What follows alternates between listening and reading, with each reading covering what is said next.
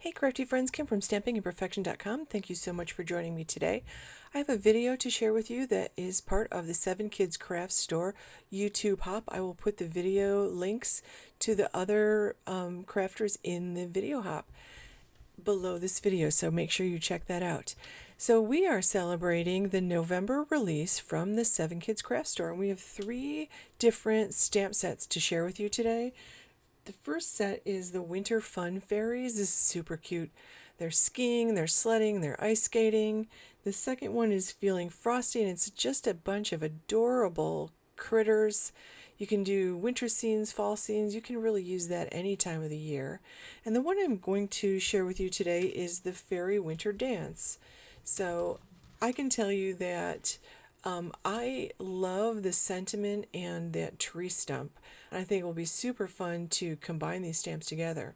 Here's a card that Kelly made and sent me, and you can see I used this stamp set in a video a couple of months ago. This is from one of the fall releases, and she does a really beautiful job like layering different pattern papers and stuff to create her scenes.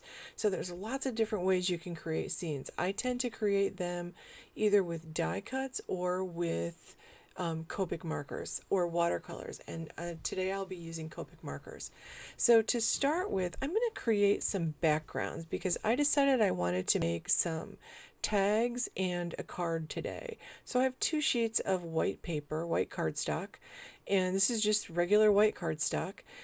I cut it in half, so it is cut at 5.5 by 8.5. So I'm just using my little powder tool there because I'm going to do some embossing. I'm going to emboss in white. I want to use a resist technique. So this is a Versamark. Basically, it's a Versamark marker, and it's a watermark pen basically, and I'm using the bullet end, and I'm just making like asterisks and X's and just markings all over the page, and I'll do about a third of the page, a quarter to a third of the page, and then I will cover it with embossing powder, and I'll move on and do more on the next section. So I'm going to cover this whole sheet of paper with those marks, and you can sort of see them there when I lift the paper. And then by doing this, I can see where I might need to put some extra ones in, and I'm trying to create almost a look of snowflakes. So just quick and easy snowflakes. And you know, if you have a snowflake stamp, that would be awesome. You could use that there. A lot of times stamp sets come with little stamps, and I'm making a huge mess here. I should have used a whole sheet of paper, but that's okay. I don't mind sweeping it up and putting it back in and starting over. My mat is clean, believe it or not. It doesn't look it because it's 100 years old, but it cleans up just fine. So I'm going to finish this and try to put marks all over the whole page. Try not to make too much more of a mess. But this is a really easy way to create the illusion of falling snow. You could put just dots on if you wanted to. I do that a lot, actually. I do just dots, and with this Versamark watermark pen. And then I'm going to go ahead and heat set this. So I have this whole sheet, and I can get 4 tags out of this. 3 or 4 tags, depending on how wide you want them. And if you don't want to make tags, then I like to make bookmarks too. So I make a lot of bookmarks, and this is exactly, pardon me for reaching across here, this is exactly how I do that. So I'm going to go ahead and heat set this. And then I'm going to do some ink blending. So I'm starting out with, I'm using Catherine Pooler's little mini ink pads because I know that Kelly has these in the 7 Kids store. So I wanted to use something that you could actually purchase if you don't have them. I love these little mini ink pads. Notice the shape is rectangular, and these are the same foam pads as Catherine Pooler's regular pads. Now the color I'm using here is called It's a Boy. I wanted a light blue, so I was doing a little bit of blue. I really want this to look like an ethereal, snowy scene. And it's not really going to be a scene so much as just a background for my cute little fairies. So I decided to pull out some purple, and this is called Sweet 16, and it's a very light purple. Now you can use any kind of blender brushes. These are craft makeup / makeup brushes that I got from Amazon, and they were $10 for a set of 5, I think. And I quite like that they came in different colors because I used the purple one for my purple inks, the green one for my green inks, and so forth. So it makes it easier to not have to do so much cleaning of the brush in between. But certainly I still use my old Tim Holtz Ranger sponge on the wooden handle. I still use those for different projects as well. Those work great. There's nothing wrong with those. Or if you use a regular sponge, like Stampin' Up, when I was with Stampin' Up, I used to use a regular sponge. That works fine too. Whatever technique works for you, you use for blending. And I'm not trying to blend these colors together at all. I sort of want it to be like a collision of colors. And I know that this is not true, but I sort of feel like that's what I would like space to be, you know, a collision of colors with stars all around, or, you know, a pretty aurora with snowflakes in the sky, something like that. So there's lots of different ways you can create these. You could actually do the ink blending and then use your white gel pen to make either dots or X's or asterisks or whatever works for you. You could even do stars. So whatever it is you like. If you have a little snowflake stamp, though, that would be great also. Now that I was trying to sort of keep it along the scale of the fairies that came in the stamp set, but we'll see. I really like the end result. Now, another way that you can go ahead and do this, oh, before I forget, you want to buff that off. This is a resist technique, so that embossing that you did resists the ink. So those show up nicely. And I always use like my microfiber cloth or a paper towel just to buff those off. So I'm just going to take this. This is 5.5 wide. I'm going to cut these in 2-inch strips, and then the last one will be whatever's left, which should be 2.5. And that will give me just the right size for my tags. So I usually just gently fold those in half and then snip them both together so I get a tag shape. You want to be careful that you don't like crease it. Here's another way to do it. Cut one corner off, then use that corner as your template for the second corner. So whichever way you find easier. You might also have a die, or you might have a punch that does that too. Then the last thing, I take my hole punch, and I just have one of these gigantic, I don't even remember what this is called. It's a gigantic hole puncher, and it also sets brads, so it's kind of a nice tool. Here's another background that I also made. I took the little stamps from this. There were 2 masks, and then there was this confetti stamp, and I just took the 3 of those together, and I did exactly the same thing I did with the other piece. This is a half of the other half of that piece of cardstock, and I've got those 3 little stamps from that same stamp set, and I'm just going to use my Versamark ink, and I'm going to stamp around that whole page. I'm using my embossing buddy here, and I'll go around the whole page, and I just turn my little block this way and that way to try to fit them all in. I try to go off the page. Now I'm cutting one down at 4 by 5.25, and then I'm going to just cut the other 2 sort of in half. And I just want a couple more tags, and I want to do 1 card. I thought I would get 1 card out of this. So I'm taking a piece of scrap blue that I have. I have a lot of blue and red sitting and green sitting next to me. I've been using them a lot.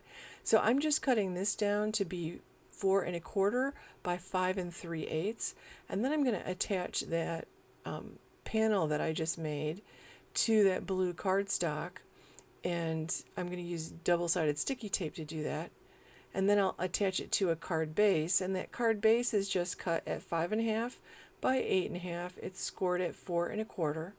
So the background panel goes on top of the navy blue, and I don't quite get it as straight as I would like to. I don't know why. And then I'm going to do the same thing, putting some double-sided sticky tape on the back of the blue panel and attaching it to that card front. So it's all set to go. So before I even touch the fairy stamps, I get the backgrounds and the tag bases and the card bases all ready to go. And then I can put those aside, and then once I make my little fairies and cut them out, then I can go ahead and actually put everything together all at once. So again, I'm going to make the tag thing, and I have one other little touch I want to share with you that I also do for this. And that is I took the Fiesta Blue Catherine Pooler ink pad, swiped it on a piece of white cardstock, and then I punched a circle out with my 1/2 inch hole punch, and then created a little tab there at the top. And I'm going to use my that's actually not a hole punch, it's a 1/2 inch circle punch, and I'm going to create a little tab, and now I'm going to use my hole puncher and punch a hole through that. So this looks like, when you purchase a tag in a store, they have that little reinforcer around it. And if you have reinforcers, a lot of us have those in our stash. But sometimes I like to make my own to coordinate with my project. So I've got a whole bunch of tags with two different backgrounds to choose from, and I've got my card base, so I'm all set to go ahead. The other thing I prepared, I wanted a sentiment for each, and there are 2 sentiments in this stamp set.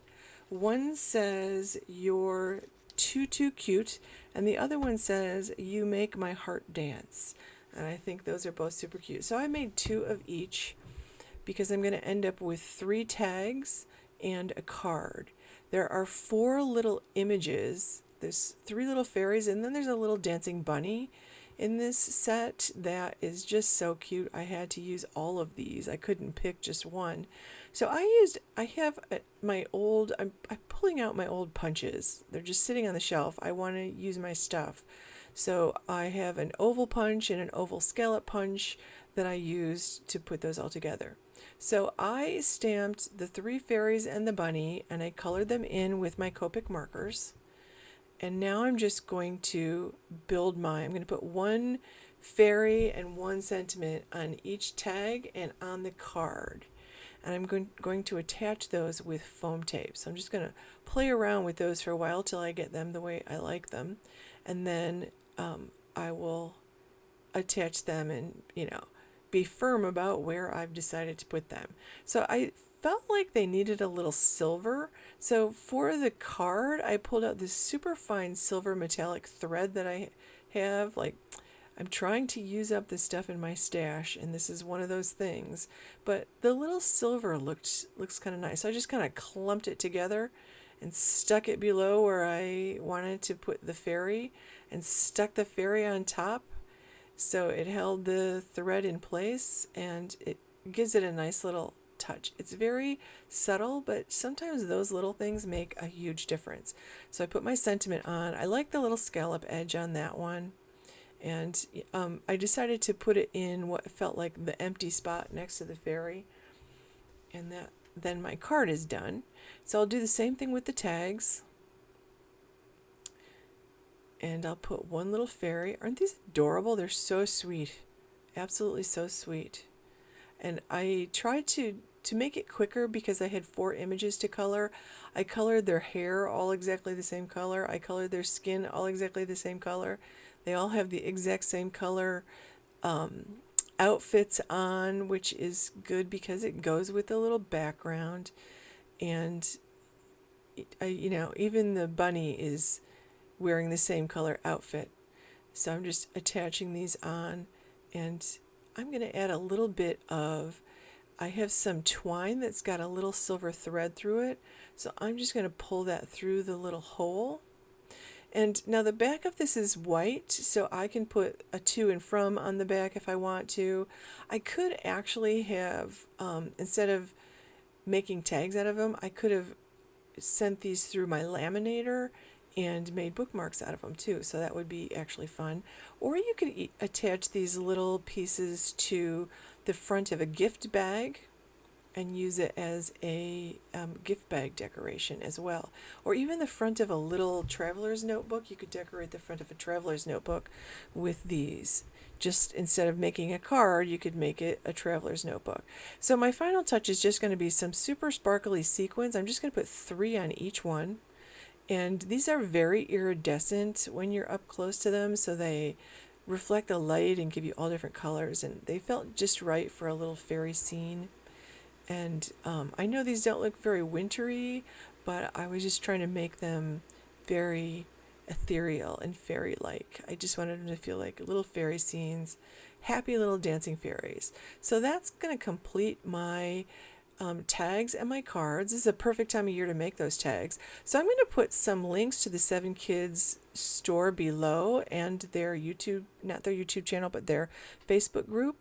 Thank you so much for watching. Stop by my blog at StampingImperfection.com. Please give this video a thumbs up, and subscribe to my channel. Thanks for watching.